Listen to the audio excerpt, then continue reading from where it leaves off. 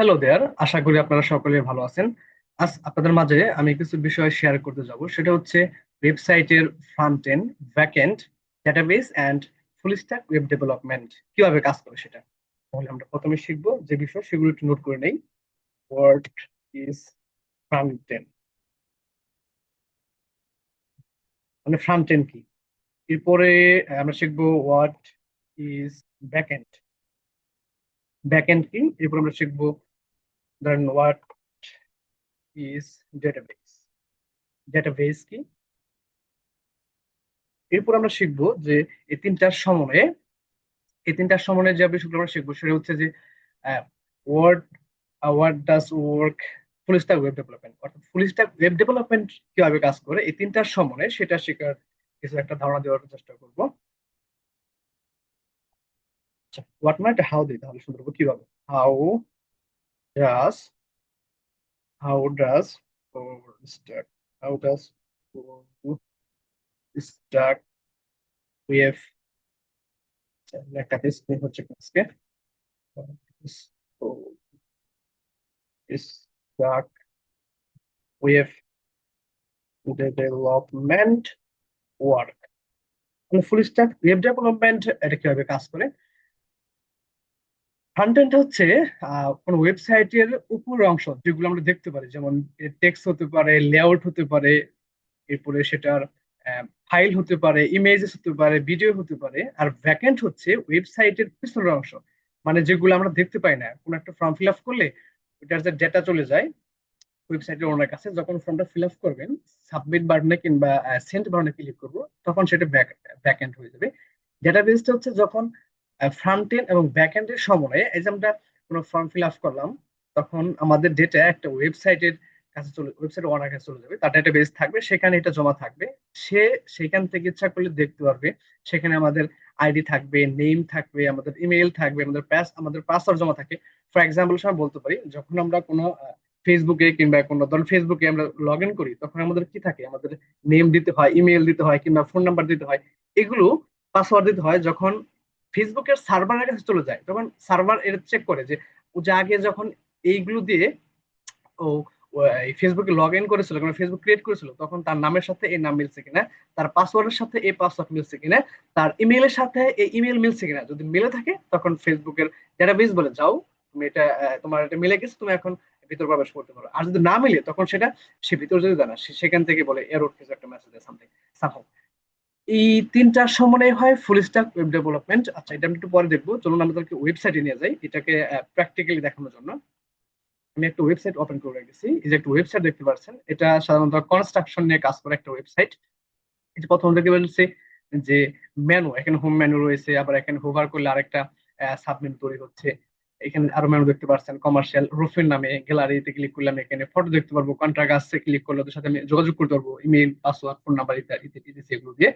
এই যে আমরা একটা ইমেজ দেখতে পাচ্ছি, স্লাইড করছে, মেনু দেখতে পাচ্ছি, লোগো দেখতে পাচ্ছি, এরপরে টেক্সট দেখতে পাচ্ছি, টাইটেল দেখতে পাচ্ছি। এরপরে যার দেখে যে পাশে বাম পাশে দেখতে পাচ্ছেন দুটো সেকশন, এক পাশে সেকশন ইমেজ, কনস্ট্রাকশনে কাজ করে, এটা একটা ইমেজ। এরপরে এখানে এই যে প্যারাগ্রাফ বা প্যারাটেক্সট রয়েছে, এগুলো দেখতে পাচ্ছি। এই পুরোটাই হচ্ছে, এই যে লেআউট দেখতে পাচ্ছি, সার্ভিস দেখতে পাচ্ছি, এগুলো হচ্ছে সাধারণত ফ্রন্ট এন্ড বলা হয়। আচ্ছা বলুন তো, ফ্রন্ট মানে কি, ফ্রন্ট এন্ড মানে কি সাধারণত, ব্যাক এন্ড মানে হচ্ছে পিছনের অংশ, আর ফুল মানে কি সম্পূর্ণ বা সম্পূর্ণ অংশ, আর ডেটাবেস মানে কি ডেটা বা তথ্য উপাত্ত সংগ্রহ করা, এগুলো একটা বোঝাচ্ছে সামথিং। এনিওয়েজ, এই যে এখানে আমরা তাহলে ফ্রন্ট এন্ড বলতে আমরা কি বোঝানো যাচ্ছি, যে ফ্রন্ট এন্ড বলতে আমরা ওয়েবসাইটের লেআউট, সেকশন, হেডার, ফুটার, মানে যা কিছু আমরা দেখতে পারি একজন ইউজার হিসেবে, সেটা হচ্ছে ফ্রন্ট এন্ড। তাহলে প্রশ্ন হচ্ছে ব্যাক এন্ড কোনটা বা ব্যাক এন্ড কি। বেসিক্যালি ব্যাক এন্ড হচ্ছে যেগুলো আমরা যখন কোনো ফর্ম ফিল আপ করি, তখন যে ডেটাগুলো সাবমিট করি, সেটা হচ্ছে ব্যাক এন্ড। এটা দেখানোর জন্য এই যেখানে দেখতে পাচ্ছেন একটা ফর্ম রয়েছে, আমাদের নেম দিতে বলছে, ফোন নাম্বার, সিটি, সার্ভিস, আবার একটা এখানে একটা ইয়া দিয়েছে, রিকোয়ারমেন্ট রিকোয়ার দিয়েছে, ফুলফিল করতে বলছে, এখানে একটা ম্যাথ দিয়েছে। আর আর একটু ভালোভাবে দেখে আপনাদেরকে, আমি একটু নিচে দিকে চলে যাই। এটা পুরো একটা ওয়েবসাইট কনস্ট্রাকশনের উপর ভিত্তি করে ক্রিয়েট করা হয়েছে। এটা তো ফ্রন্ট এন্ড। এই যে ব্যাক এন্ড এখন কাজ করবো, get us in with us, মানে ওদের সাথে যোগাযোগ করতে গেলে আমাদের বলছে নেম দেওয়ার জন্য। দুটো নামের নাম দিচ্ছি, শাকিল, এরপরে বলছে এখানে ফোন নাম্বার দেওয়ার জন্য, আমি আমার ফোন নাম্বার দিয়ে নিচ্ছি। সামুল এটা এক্সাম্পল হিসেবে একটা ডেমো ফোন নাম্বার দিয়ে নিচ্ছি। তারপর ফোন নাম্বার, এটা বলছে ইমেইল দেওয়ার জন্য আমি একটা উদাহরণ হিসেবে আমার ইমেলটা দিয়ে নিচ্ছি।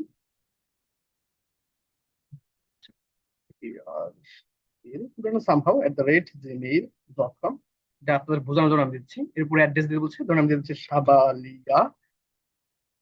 আচ্ছা, এরপরে সিটি, ধরেন আমাদের সিটি হচ্ছে টাঙ্গাইল।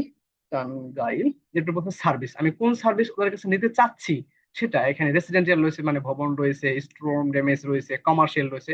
আমি চাচ্ছি ওদের কাছ থেকে যে ভবন রিলেটিভ কোনো একটা সার্ভিস ক্রয় করার জন্য, কিংবা ভবন রিলেটিভ কোনো একটা মেকিং করার জন্য। এখানে ক্লিক করলাম।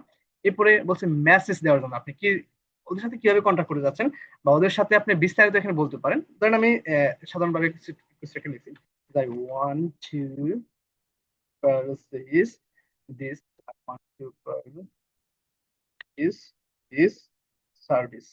আমি সার্ভিসটা কিছু প্রয়োগ করতে চাই। আচ্ছা ভাই, স্পেলিং হচ্ছে তুমি ভুল হচ্ছে কেন এরকম। আমি ওদের কাছ থেকে এই সার্ভিসটা প্রয়োগ করতে চাচ্ছি। ওকে। এরপরে বলছে যে এখানে একটা ম্যাথ দিয়েছে, যে আপনার ম্যাথ যাচাই করার জন্য, হোয়াট ইজ 6 + 3 কত হয়, এটা আমরা সবাই জানি 9 হবে। 9 দিলাম। এবার সাবমিট, যদি আমি সাবমিট ক্লিক করি, এটা সাবমিট করার সাথে সাথে ব্যাকএন্ড হয়ে যাবে। এটা যখন সাবমিট করব তখনই ব্যাকএন্ড হয়ে যাবে। এটা হচ্ছে ব্যাকএন্ডের কাজ, মানে এই যে পুরোটা চলে গেল ওদের কাছে।